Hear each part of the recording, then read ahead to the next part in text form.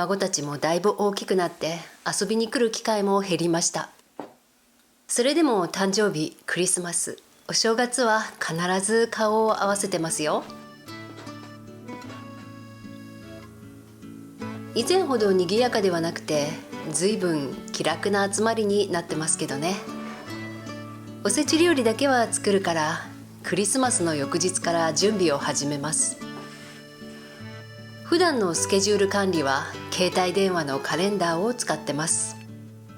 何曜日はこれ、午前中はあれをやって、午後からは仕事とか。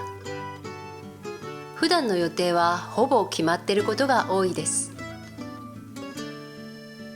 友達とご飯を食べに行くとか、遊びに行くとか、そういう用事がたまに入るだけだから、携帯電話のカレンダーで事足りるのだけど、旅行前とか年末とか、いつもとはガラリと違う予定が入るときには、やるべきことを紙に書いて、目につくところに貼っておく。そうするとすごくわかりやすいし、今日は何をするんだっけ？次は何をするんだっけ？と迷うことがなくなって、やるべきことに集中できて、気持ちも落ち着きます。同じことをパソコンで作ってプリントアウトしたこともあったけど、やっぱり手書きの方がいいんですよね。頭の中で予定を組み立てて、実際に手を使って書くという作業がいいのかもしれません。パソコンでやっても頭で考えることは同じだし、キーボードを打つという意味では手を使うはずなのに何かが違う。ザラッとした紙に擦れるペンの感触、プラスチックのキーボードを叩くのとはやっぱり違うんです。大げさだけど心の金銭に触れる何かがあるような気がします。さあ頑張りますよ。と言っても26日はまだまだ余裕です。この日のいつもと違う予定はおせち料理の乾物を買ってくること、それだけでした。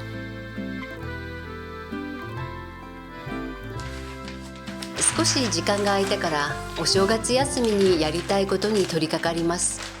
それは冬のスカートを作ること。型紙はハトロン紙に写すのが一般的だけど、ハトロン紙って手に入りにくくないですか？100円ショップで買える園芸用の不織布が便利という噂を耳にして早速用意しました。上手に写せますかね？おー、いい感じです。下に敷いた型紙がくっきり透けて見えるし、丈夫で破れる心配もありません。なかなか優秀じゃないですか。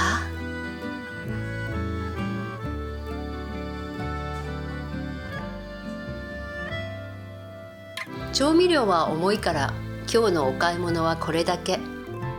今日の予定も無事にクリア。まだ余裕がありますね。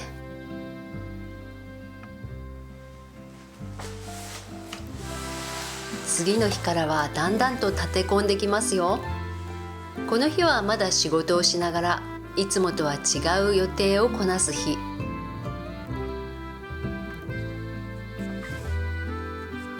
はあ、パン生地の仕込みと掃除は明日に回すことにしました。せっかく予定を立てたのに雲行きが怪しくなってきましたね。ここからはもう後回しにはできません。午前中に買い物を済ませて予定通りに進めなければ。おせち料理は毎年友達を呼んでみんなで作って分けてお持ち帰り。明日がそのおせち料理作りの日です。料理の合間に食べるお昼ご飯のためにパンを作っておきますよ。毎年お昼ご飯は何にしようかなって考えるのも楽しいんです。今回はお惣菜パンとミネストローネスープにしました。明日食べるパンだから硬くなりにくいパン生地です。冬の窓辺の日だまりでゆっくり発酵させましょう。夕べ煮汁につけておいた黒豆、水分を吸っていい感じに戻ってます。でもすぐに煮える小豆と違って黒豆は手強い。ここから4時間ぐらいかけてコトコト煮ないとね。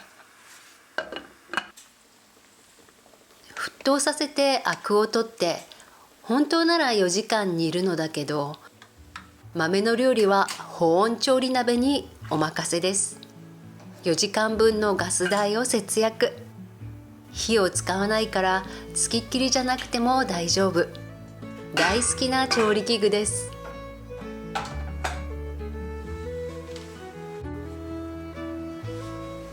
日だまりがよっぽど気持ちよかったんでしょうかね。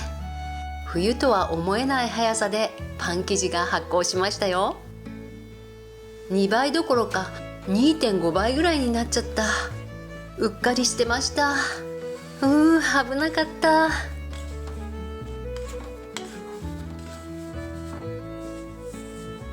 3種類のお惣菜パンを作るから、まずは生地を3等分。1つは丸のまま、2つはそれぞれ6等分。頭がこんがらからないように落ち着いて確認しながら進めてますよ。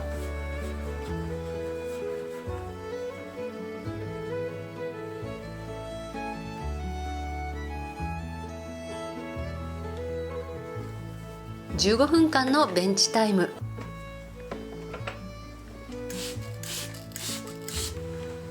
型の用意をして天板にベーキングシートを敷いて、パンにのせる具や調味料の用意をしてたら、あっという間に15分が過ぎました。じっと待ってると長い15分、何かしてると短い15分。時間って本当に不思議。型がなくても作れるんですけどね。友達に振る舞うパンだからおしゃれな方が楽しいですよね。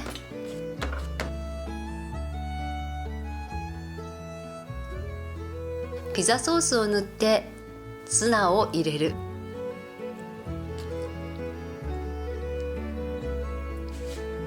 次は甘いパンを作ろう。シナモンロールです。本当ならバターをたっぷり塗ってからシナモンパウダー、お砂糖、カルダモンパウダーを振りかけるんですけどね。ダイエット中だからバターを省きました。本当にこれで良かったのかな。友達に食べてもらうんだからバターを塗るべきだったか。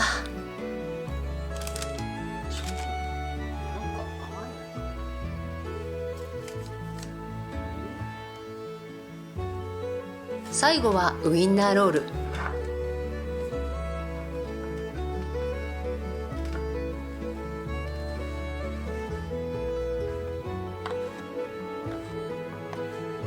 いろんな形のウインナーロールがあるけど、私はこれです。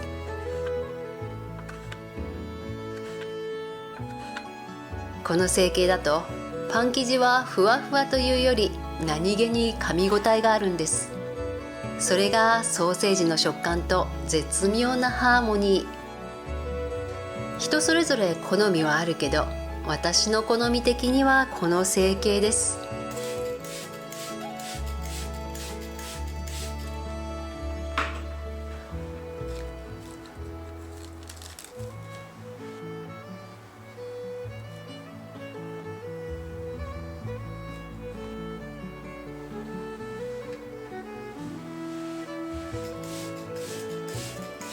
だいぶ日が陰ってきたけど、ここで発酵してくれるといいな。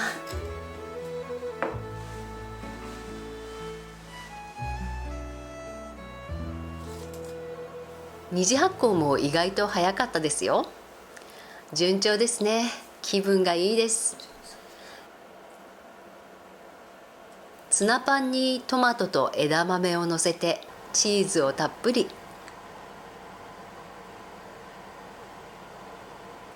艶出しに塗るのは卵じゃなくて牛乳です。卵ほど艶ピカにはならないけど、ややツヤが出るという絶妙なラインを攻めていきます。焼き時間と温度は180度で15分ぐらいかな。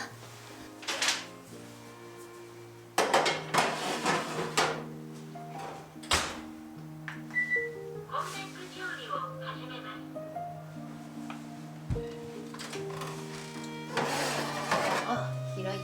違う。開いちゃった。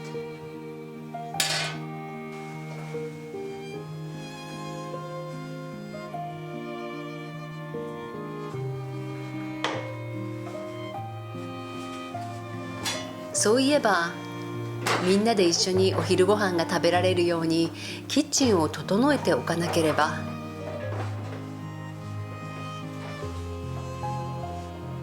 DIY で作ったテーブルの下の収納棚、こういう時のためにキャスターをつけて移動できるようにしたんです。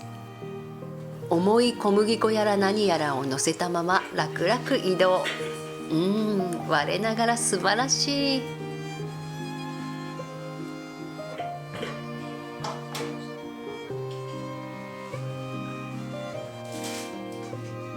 このテーブルは作業台にもなりますからね。心置きなく料理ができるようにクロスを敷いておきましょう。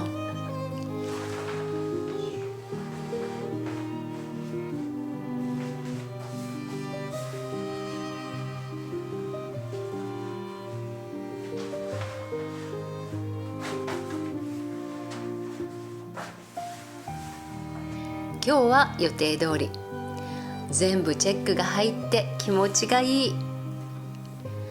紙に書いたスケジュール、自分がこなしたことがはっきり見えて達成感がありますよ。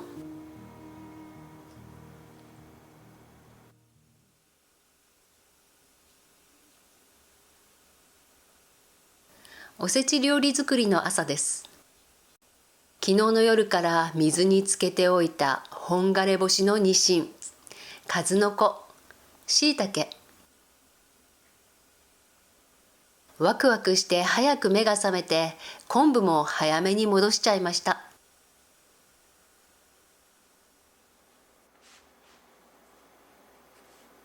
昨日は5人でおせち料理を作りましたよ。9品の料理が完成。友達がくれた干支のキーホルダー。そっか、馬年ですね。かわいい。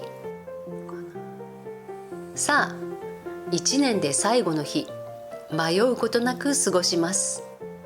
友達とのおせち料理作りは年末の最大のイベントなんです。添加物なし、手作りのおせち料理を食べたいな。でも何種類もの料理を一人で作るのはちょっと嫌になっちゃうかも。そっか、だったらみんなで作ろう。実に実用的というか合理的というか打算的そんな思いから始めたおせち料理の会。でも今はそれだけじゃないんです。もっと大きな意味のあるものになってます。コロナがあってリモートとかオンラインとか実際に顔を合わせなくてもできることが増えましたよね。コスパとタイパ優先の世の中だからその流れは止めようがない。そこに AI も加わって友達と会って話すより AI に相談すれば全て解決。いえ、正直に言うと世の中がそうなっているというより一人で家で過ごすのが楽しい私がそっちに向かってるようなそんな気がしてます。だからなおさら大切にしようと思ってるんです。人と会って一緒に何かをするってことをね。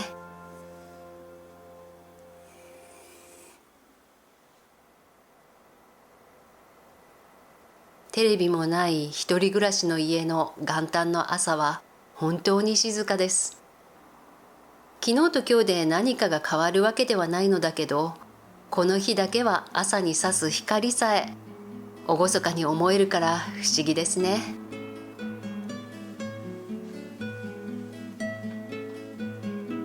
娘家族が来る前に元旦の食事を用意します。と言ってもメインはおせち料理。孫たちが大好きなサーモンを乗せたサラダを少々。それだけです。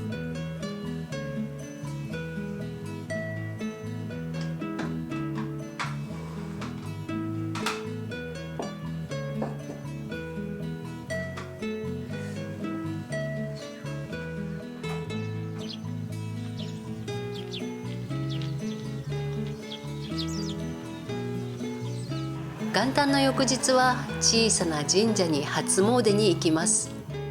お賽銭箱すらない小さな神社。お賽銭をあげないで願い事をするのは本当に申し訳ない。だから私は何も願わずに、去年1年健康で暮らせたことのお礼を言って、今年も良い年にしますって神様に約束する。今年もまた無事にここに来られたことをかみしめながら、自分が暮らす何の変哲もない街を眺めましょう。あと何年かしたら神社の前に大きな道路が通ります。そうしたらここからの眺めは今とはまるで違うものになるのかもしれない。冬枯れの川に白鷺が1羽。冬枯れの庭に私が植えた白い花。日本瑞泉の花がもうすぐ咲きそうです。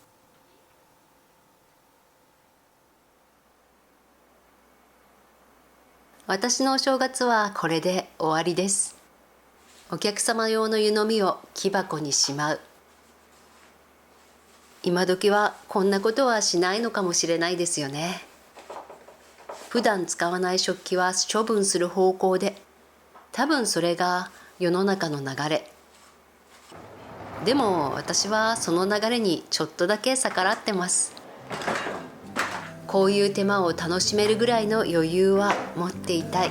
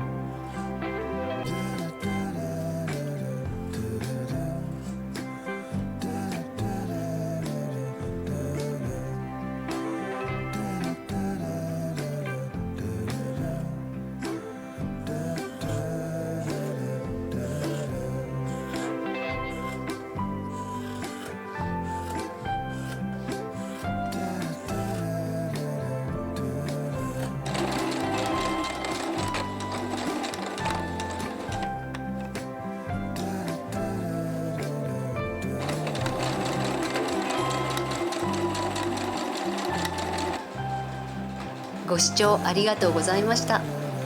よろしければチャンネル登録も